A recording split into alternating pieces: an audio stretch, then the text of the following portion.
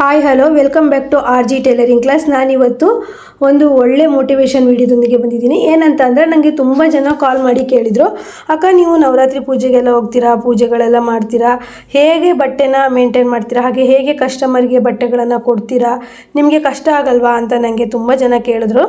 ಅವರು ಕೇಳ್ತಾ ಇರೋದು ನಿಜನೇ, ಕಷ್ಟ ಅಂತ ಅನಿಸುತ್ತೆ. ಆದರೆ ನಾವು ಕಷ್ಟನ ಸುಲಭ ರೀತಿಯಲ್ಲಿ ಮಾಡ್ಕೋಬೇಕು. ಯಾಕಂದರೆ ನಾವು ಪೂಜೆಗಳನ್ನು ಮಾಡ್ತೀವೋ ಅಥವಾ ಫಂಕ್ಷನ್ಗಳು ಮಾಡ್ತೀವೋ ಅಥವಾ ಊರಿಗೆ ಹೋಗ್ತೀವೋ, ಏನೇ ಒಂದು ಕೆಲಸ ಮಾಡಿದ್ರೂ ಸಹಿತ ನಮ್ಮ ದಿನನಿತ್ಯದ ಕೆಲಸ ಏನಿರುತ್ತೆ, ಟೈಲರಿಂಗ್ ಕೆಲಸ ಇರುತ್ತೆ, ಅದನ್ನು ನಾವು ಮಿಸ್ ಮಾಡ್ದೇ ಮಾಡಬೇಕಾಗತ್ತೆ. ಅದರಲ್ಲೂ ಸಹಿತ ನಾವು ಮನೇಲಿ ಟೈಲರಿಂಗ್ ಮಾಡ್ತೀವಿ ಅಂದರೆ ಸ್ವಲ್ಪ ನಮಗೆ ತುಂಬ ಕಷ್ಟನೇ ಅನಿಸುತ್ತೆ.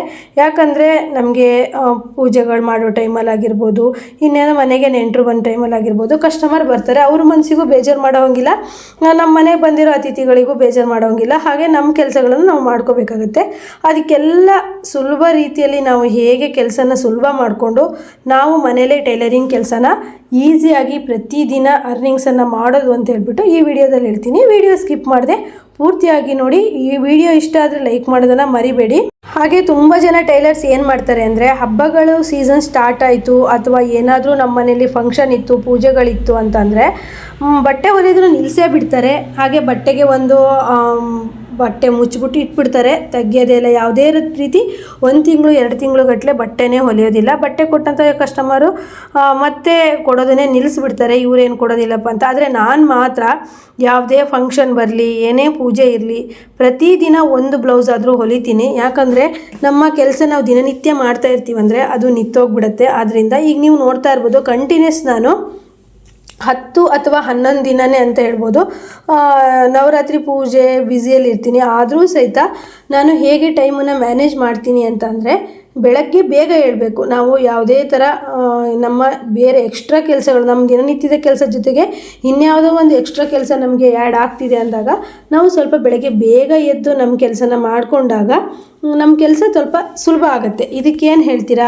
ಹಾಗೆ ಅಲ್ವಾ? ಈಗ ನೋಡ್ತಾ ಇರ್ಬೋದು, ನಾನು ಯೂಟ್ಯೂಬ್ ಚಾನಲ್ ಮಾಡ್ತೀನಿ, 2 ಚಾನಲ್ ಮಾಡ್ತೀನಿ. ಅಂದರೆ 2 ಚಾನಲಿಗೂ ವಿಡಿಯೋ ಮಾಡಬೇಕು, ಎಡಿಟ್ ಮಾಡಬೇಕು, ಅಪ್ಲೋಡ್ ಮಾಡಬೇಕು. ಹಾಗೆಯೇ ಮತ್ತು ಬಟ್ಟೆಗಳನ್ನು ಸಹಿತ ಕಸ್ಟಮರ್ಗೆ ಕರೆಕ್ಟ್ ಟೈಮಿಗೆ ಕೊಡಬೇಕು. ಇದು ದಸರಾ ಆಗಿರೋದ್ರಿಂದ ದಸರಾ ಪೂಜೆಗಳಿಗೆ ಬಟ್ಟೆಗಳನ್ನು ಹೊಲಿಸ್ಕೊಳ್ತಾರೆ. ಅಂದರೆ ಕೆಲವರು ಅಮ್ಮನ ದೇವಸ್ಥಾನದಲ್ಲಿ ಪೂಜೆಗಳನ್ನು ಇಡಿಸಿರ್ತಾರೆ. ಹಾಗೆ ಕೆಲವರಿಗೆ ಹಬ್ಬ ಇರುತ್ತೆ ದಸರಾದಲ್ಲಿ.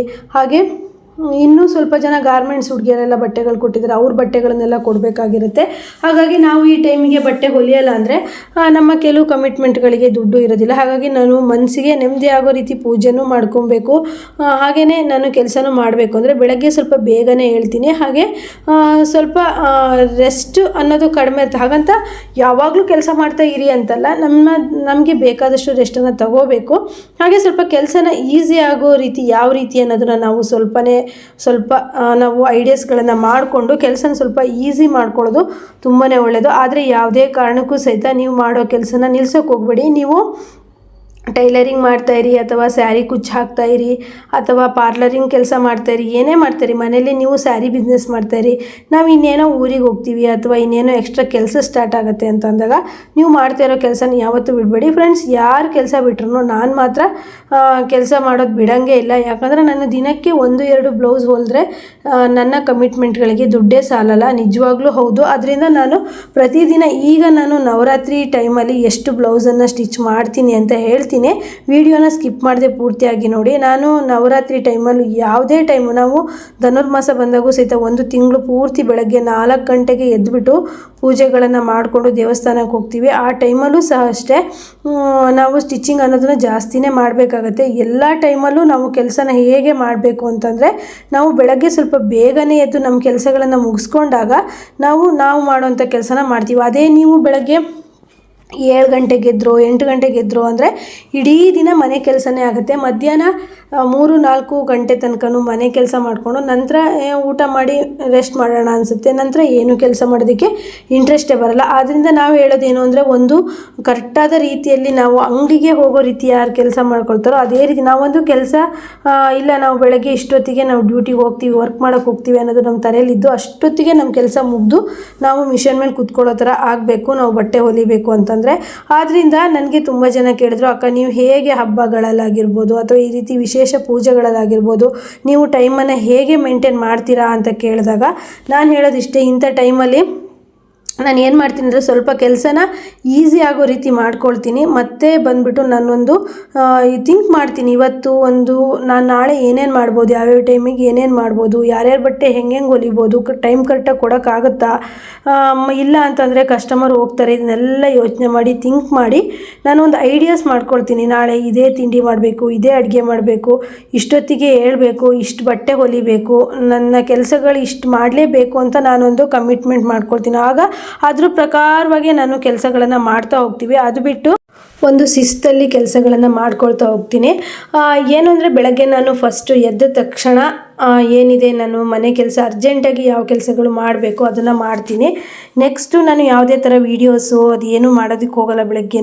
ಬೆಳಗ್ಗೆನೇ ಎದ್ದುಬಿಟ್ಟು ನಾನು ಫಸ್ಟು ಮನೆ ಕೆಲಸನೆಲ್ಲ ಮುಗಿಸ್ಕೊಂಡು ಸ್ನಾನ ಮಾಡಿ ಪೂಜೆ ಮಾಡಿ ನೆಕ್ಸ್ಟು ಅಡುಗೆ ಮಾಡೋದಿದ್ರು ಸಹಿತ ಫಸ್ಟು ನಾನು ಏನೇನು ಮಾಡಬೇಕು ಅದನ್ನೆಲ್ಲ ಮಾಡಿಕೊಂಡು ನೆಕ್ಸ್ಟು ನಾನು ಟೈಲರಿಂಗಿಗೆ ಕುತ್ಕೊಂಡ್ಬಿಡ್ತೀನಿ. ಅಂದರೆ ಸಂಜೆ ನಾವು 6ರಿಂದ ನಾವು ಪೂಜೆಗಳಿಗೆ ಹೋಗೋದ್ರಿಂದ ಒಂದು 3 ಬ್ಲೌಸ್ ಆದರೂ ಹೊಲಿಯೋದಕ್ಕೆ ಟ್ರೈ ಮಾಡ್ತೀನಿ.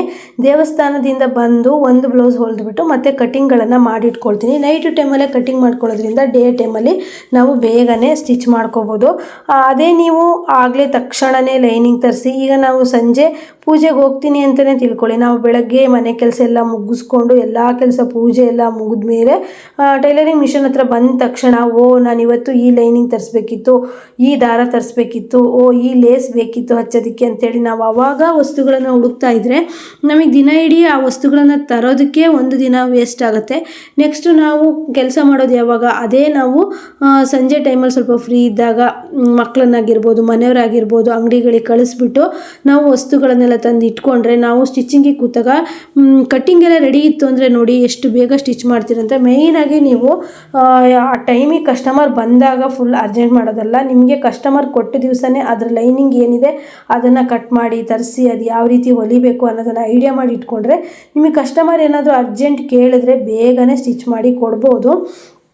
ಹಾಗೆಯೇ ನಾವು ಕೂತು ಕೆಲಸ ಮಾಡ್ತಾ ಇರ್ತೀವಿ. ಈ ಕೆಲಸ ಟೈಲರಿಂಗ್ ಕೆಲಸ ತುಂಬ ಟೆನ್ಷನ್ ಕೆಲಸ ಆಗಿರೋದ್ರಿಂದ ಈ ರೀತಿ ನವರಾತ್ರಿ ಹಬ್ಬ ಆಗಿರ್ಬೋದು, ಶ್ರಾವಣ ಮಾಸ ಆಗಿರ್ಬೋದು ನಮಗೆ ಬೇಕು. ನಿಜವಾಗ್ಲೂ ಹೇಗಿದೆ ಫ್ರೆಂಡ್ಸ್ ಅಂದರೆ ನಾವು ಪ್ರತಿದಿನ ಲಲಿತ ಸಹಸ್ರನಾಮ ಓದ್ತಾ ಇದ್ದೀನಿ, ಮನಸ್ಸಿಗೆ ಅಷ್ಟು ಒಂದು ಖುಷಿ ಅನ್ನಿಸ್ತಾ ಇದೆ. ಯಾಕಂದರೆ ನಮ್ಮ ನಿಜವಾಗ್ಲೂ ಅಷ್ಟೇ ಎಷ್ಟೇ ಒತ್ತಡ ಇರಲಿ ಎಷ್ಟೇ ಟೆನ್ಷನ್ ಇರಲಿ ನಾವು ದೇವರ ಒಂದು ಭಕ್ತಿಯಲ್ಲಿ ಒಂದು ಸ್ವಲ್ಪ ಹೊತ್ತಾದರೂ ಕಳೆದ್ರೆ ನಮಗೆ ಏನೋ ಒಂದು ನಮ್ಮ ಕೆಲಸದಲ್ಲಿ ಒಂದು ಖುಷಿ ಅಂತ ಅನಿಸುತ್ತೆ. ಯಾವಾಗಲೂ ಕೆಲಸ ಮಾಡಿದಷ್ಟು ಕೈಯಲ್ಲಿ ದುಡ್ಡು ನಿಲ್ದೇನೆ ಆಗುತ್ತೆ. ಅದರಿಂದ ಕೆಲಸದ ಜೊತೆಗೆ ದೇವರ ಪೂಜೆ ಜೊತೆಗೆ ನಾವು ಹೇಗೆ ನಮ್ಮ ಕೆಲಸವನ್ನು ಮನೆಯಲ್ಲೇ ಇದ್ದುಬಿಟ್ಟು ನಾವು ಹೇಗೆ ಸಾವಿರ ದುಡಿಬೇಕು ಅನ್ನೋದನ್ನು ನಮ್ಮ RG ಟೈಲರಿಂಗ್ ಕ್ಲಾಸಲ್ಲಿ ತುಂಬ ವೀಡಿಯೋಸ್ಗಳನ್ನು ಹಾಕಿದ್ದೀನಿ. ಮತ್ತು ಹೇಗಂದರೆ ಕೆಲವರಿಗೆ ಪ್ಲ್ಯಾನಿಂಗ್ ಇರಲ್ಲ, ಫಸ್ಟೇ ಪ್ಲ್ಯಾನಿಂಗ್ಗಳನ್ನು ಒಂದು ಸ್ವಲ್ಪ ಮಾಡ್ಕೊಳ್ಳಲ್ಲ. ನಿಮಗೆ ನಾನು ಹೇಗಂದರೆ ನಾನು ಒಂದು ನವರಾತ್ರಿ ಪೂಜೆನೇ ಆಗಿರ್ಬೋದು, ಒಂದು ತಿಂಗಳಿದ್ದಂಗೆ ನಾನು ಇಲ್ಲ ನನಗೆ ನವರಾತ್ರಿ ಟೈಮಲ್ಲಿ ಜಾಸ್ತಿ ಬಟ್ಟೆ ಹೊಲಿಯೋದಕ್ಕಾಗಲ್ಲ, ಅಷ್ಟರೊಳಗೆ ನನ್ನ ಬ್ಯಾಲೆನ್ಸ್ ಎಲ್ಲ ಯಾವ ಬಟ್ಟೆಗಳಿರುತ್ತೋ ಅದನ್ನೆಲ್ಲ ಹೊಲ್ಕೊಂಡ್ಬಿಡ್ತೀನಿ. ನೆಕ್ಸ್ಟ್ ನನಗೆ ಕಷ್ಟ ಆಗುತ್ತೆ ಅಂದ್ಬಿಟ್ಟು ನಾನು ಒಂದು ತಿಂಗಳಿಂದನೇ ನನಗೆ ಶ್ರಾವಣ ಮಾಸ ಬರ್ತಾಯಿದೆ ಅಂದರೆ ಅಥವಾ ನವರಾತ್ರಿ ಬರ್ತಾಯಿದೆ ಅಂದರೆ ದೀಪಾವಳಿ ಬರ್ತಾಯಿದೆ ಅಂದರೆ ಇಲ್ಲ ಯಾವುದಾದ್ರೂ ಹಬ್ಬಗಳು ಬರ್ತಿದೆ ಅಂದರೆ ನಾನು ಹಳೆ ಸ್ಟಾಕ್ಗಳ ಬಟ್ಟೆಗಳನ್ನೆಲ್ಲ ಮುಗಿಸ್ಕೊಬಿಡ್ತೀನಿ. ಯಾಕಂದರೆ ನಮಗೆ ಹಬ್ಬಗಳು ನಾಳೆ ನಾಡ್ದು ಅನ್ನೋಷ್ಟೊತ್ತಿಗೆ ಟಾಪ್ ಸ್ಟಿಚಿಂಗಿಗಾಗಿರ್ಬೋದು ಹೊಸ ಬ್ಲೌಸ್ಗಳ ಸ್ಟಿಚಿಂಗಿಗಾಗಿರ್ಬೋದು ಕೊಡ್ತಾ ಇರ್ತಾರೆ. ಆಗ ನಾವು ತೊಗೊಂಡು ಹೊಲಿಬೇಕಾಗತ್ತೆ. ಇಲ್ಲ ಅಂತಂದರೆ ನಾವು ಇದೇ ಹಳೆ ಬಟ್ಟೆಗಳನ್ನು ಸ್ಟಾಕ್ ಇಟ್ಕೊಂಡಾಗ ಜಾಸ್ತಿ ದುಡ್ಡುಗಳನ್ನು ಕೊಡೋದಿಲ್ಲ. ಅದೇ ನಾವು ಈಗ ನಮಗೆ ಸಂಜೆ ಬೇಕಕ್ಕ ಕೊಡ್ತೀರಾ ಅಂದಾಗ ನೋಡಿ ಸಂಜೆ ಕೊಡಬೇಕು ನಾಳೆ ಕೊಡಬೇಕು ಅಂದರೆ ಹೆಚ್ಚಿಗೆ ಅಮೌಂಟ್ ಆಗುತ್ತೆ. ನಿಮಗೆ ಅರ್ಜೆಂಟ್ ಬೇಕು ಅಂದರೆ ನಾವು ಇಷ್ಟು ಹೆಚ್ಚಿಗೆ ಅಮೌಂಟನ್ನು ತಗೊಳ್ತೀವಿ. ಇಷ್ಟ ಇದ್ದರೆ ಹೊಲಿಸ್ಕೊಳ್ಳಿ, ಇಲ್ಲ ಅಂದರೆ ಇಲ್ಲ ಅಂದಾಗ ಇಲ್ಲ ಪರವಾಗಿಲ್ಲ ನಮಗೆ ನಾಳೆನೇ ಬೇಕು, ನೀವು ಬೇಕಿದ್ರೆ 500 ತಗೊಳ್ಳಿ 400 ತಗೊಳ್ಳಿ, ನಮಗೆ ಒಟ್ಟು ನಾಳೆನೇ ಸ್ಟಿಚ್ ಮಾಡಿಕೊಡಿ ಅಂತಂದರೆ ನಾವು ಬೇಗನೆ ಸ್ಟಿಚ್ ಮಾಡಿಕೊಡ್ಬೋದು. ಯಾಕಂದರೆ ಈಗ ಪ್ರತಿದಿನವೂ ನಾವು ಕಾಂಪಿಟೇಷನಲ್ಲಿ ಬದುಕ್ತಾ ಇದ್ದೀವಿ. ನೀವೇ ನೋಡ್ತಾ ಇರ್ಬೋದು ನಮ್ಮೂರಲ್ಲೇ ಹೆಚ್ಚು ಕಡಿಮೆ ಅಂದರೆ ಒಂದು 50 ಜನ ಟೈಲರ್ಸ್ಗಳಿಗಿಂತ ಜಾಸ್ತಿನೇ ಇದ್ದಾರೆ. ನಾನು ಮೇಲ್ಮೇಲೆ ಲೆಕ್ಕ ಹಾಕಿದಾಗ ಗೊತ್ತಾಗಿರೋದು ಒಂದು 50 ಜನ ಟೈಲರ್ಸ್ಗಳಿದ್ದಾರೆ ಅಂತ. ಅದಕ್ಕೂ ಜಾಸ್ತಿ ಮನೇಲಿ ಹೊಲಿಯುವಂಥ ಟೈಲರ್ಸ್ಗಳೇ ನಮ್ಮೂರಲ್ಲಿ ಜಾಸ್ತಿ. ಪ್ರತಿ ಒಂದು ಕೇರಿಯಲ್ಲೂ 10ರಿಂದ 15 ಜನ ಟೈಲರ್ಸ್ಗಳಿದ್ದಾರೆ. ಹಾಗಾಗಿ ಮತ್ತು ಅಂಗಡಿ ಶಾಪ್ಗಳನ್ನು ಮಾಡಿದಂಥ ಟೈಲರ್ ಒಂದು 20 ಜನ ಇದ್ದಾರೆ. ಅವರೆಲ್ಲರನ್ನೂ ಮೀರಿ ನಮ್ಮಗಳಿಗೆ ಹುಡ್ಕೊಂಡು ಬಂದು ಬಟ್ಟೆ ಕೊಡ್ತಾರೆ. ಅಂದರೆ ನಾವು ಟೈಮ್ ಕರೆಕ್ಟಾಗಿ ಬಟ್ಟೆ ಕೊಡ್ತಾ ಇರಬೇಕು ಮತ್ತು ಕಸ್ಟಮರ್ಗೆ ಅವ್ರು ಹೇಳಿದ ರೀತಿ ಹೊಲ್ಕೊಡ್ತಾ ಇದ್ದೀವಿ, ನಮ್ಮ ಸಮಸ್ಯೆಗಳನ್ನು ಅವ್ರ ಮೇಲೆ ಹೇರ್ತಾ ಇಲ್ಲ ಅಂದಾಗ ನಾವು ಎಲ್ಲೇ ಮನೆ ಮಾಡಿದರೂ ಸಹಿತ ಫೋನ್ ಕಾಲ್ ಕಾಂಟ್ಯಾಕ್ಟಿಂದ ನಮಗೆ ಬಂದು ಬಟ್ಟೆ ಕೊಡ್ತಾರೆ. ಹಾಗೆಯೇ ನಾವು ಅರ್ನಿಂಗ್ ಸಹ ಮನೆಯಲ್ಲೇ ಕೂತ್ಕೊಂಡು ಮಾಡ್ಬೋದು. ಅಲ್ಲದೆ ಒಬ್ಬ ಟೈಲರು ಅರ್ನಿಂಗ್ಸನ್ನು ನಾವು ತಿಂಗಳಿಗೆ 30-40 ಸಾವಿರ ಸಹಿತ ಮಾಡ್ಬೋದು. ಇನ್ನೂ ಬುದ್ಧಿವಂತರಾಗಿದ್ದರೆ ನೀವು 50,000ದವರೆಗೂ ಅರ್ನಿಂಗ್ಸ್ ಮಾಡ್ಬೋದು ಸೀಸನ್ ಟೈಮಲ್ಲಿ. ಯಾಕಂದರೆ ಒಂದು ಮನೇಲಿ ಕೂತ್ಬಿಟ್ಟು 50,000 ದುಡಿತಾರೆ ಅಂದರೆ ಅವ್ರಿಗೆ ಯಾವುದೇ ಥರ ಅಂಗಡಿ ಬಾಡಿಗೆ ಇರಲ್ಲ, ಏನೂ ಇರಲ್ಲ. ಇದೆಲ್ಲ ಒಂದು ನಿಜ ಮಿರಾಕಲ್ ಅಂತಲೇ ಹೇಳ್ಬೋದಲ್ಲ. ಯಾವುದೇ ಫಂಕ್ಷನ್ ಆಗಲಿ, ಹಬ್ಬಗಳಾಗಲಿ, ಏನೇ ಬರಲಿ, ನೀವು ಫಸ್ಟೇ ಐಡಿಯಾ ಮಾಡಿಕೊಂಡು ನೀಟಾಗಿ ಸ್ಟಿಚ್ ಮಾಡಿ. ಇವತ್ತಿನ ಈ ಮೋಟಿವೇಶನ್ ವಿಡಿಯೋ ನಿಮಗೆಲ್ಲ ಒಂದು ಒಳ್ಳೆಯ ಹೆಲ್ಪ್ ಆಗಿದೆ ಅಂತ ಅನ್ಕೊತೀನಿ. ಹಾಗೆ ಈ ಮೋಟಿವೇಶನ್ ವಿಡಿಯೋ ಇದೇ ರೀತಿ ಮೋಟಿವೇಶನ್ ವಿಡಿಯೋಗಳನ್ನು ಹಾಕ್ತಾ ಹೋಗ್ತೀನಿ. ಯಾವುದೇ ಕಾರಣಕ್ಕೂ ಬಟ್ಟೆ ಹೊಲಿಯೋದನ್ನು ನಿಲ್ಲಿಸಬೇಡಿ, ಬಟ್ಟೆನ ಚೆನ್ನಾಗಿ ಹೊಲಿರಿ ಅಂತ ಈ ವಿಡಿಯೋನ ಇಲ್ಲಿಗೆ ಮುಗಿಸ್ತಾ ಇದ್ದೀನಿ. ನೆಕ್ಸ್ಟ್ ವಿಡಿಯೋದೊಂದಿಗೆ ಮತ್ತೆ ಬರ್ತೀನಿ. ಎಲ್ರಿಗೂ ಬಾಯ್.